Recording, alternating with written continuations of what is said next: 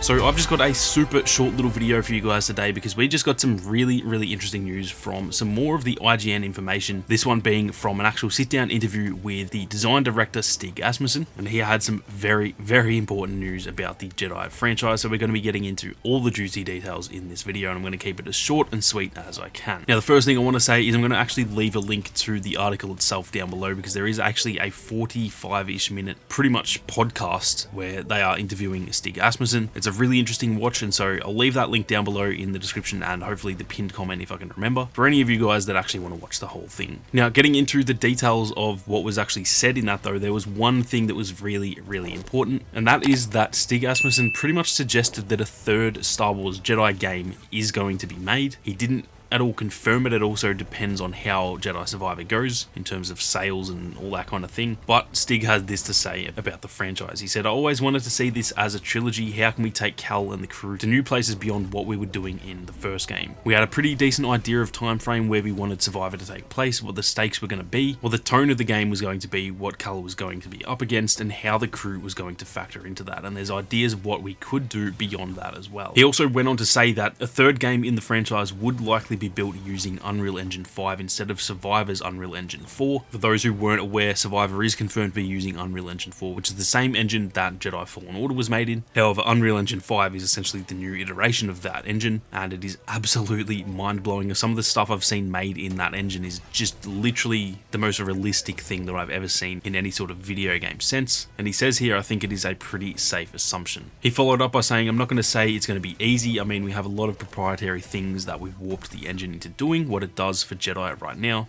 and we would have to retool some of that to get it to work on any new engine." So it does come with some pros and cons. The pros are obviously it's going to look crazy good if they do make a third game, and I'd also dare say there's a lot more flexibility in the sort of power that they can use from that engine. But then the downsides are that they almost are going to have to start from scratch in a lot of ways. For example, with Survivor, they were able to take a lot of the same assets and animations and all those sorts of things, which we can even see throughout the actual trailers and the gameplay, that there are definitely some things that you can kind of notice that were in Fallen Order. Whereas if they make the next game on another engine, that is going to be a lot harder to do. There's still certain things I'm sure they could sort of port over to that engine, but it will pretty much just take them a lot more time. That's kind of what they're getting out there. So definitely some pros and cons to that, but I think it's just a natural evolution. If the next game is to be made, that it would be made in Unreal Engine 5. I actually thought this game was going to be made in Unreal Engine 5 too, but obviously it would have been started before Unreal 5 really became a thing. So definitely lots of juicy information there. Like I said, it's not really confirmed that Jedi 3 is going to be happening, but they definitely are thinking about it, and I think it's pretty safe to say at this point that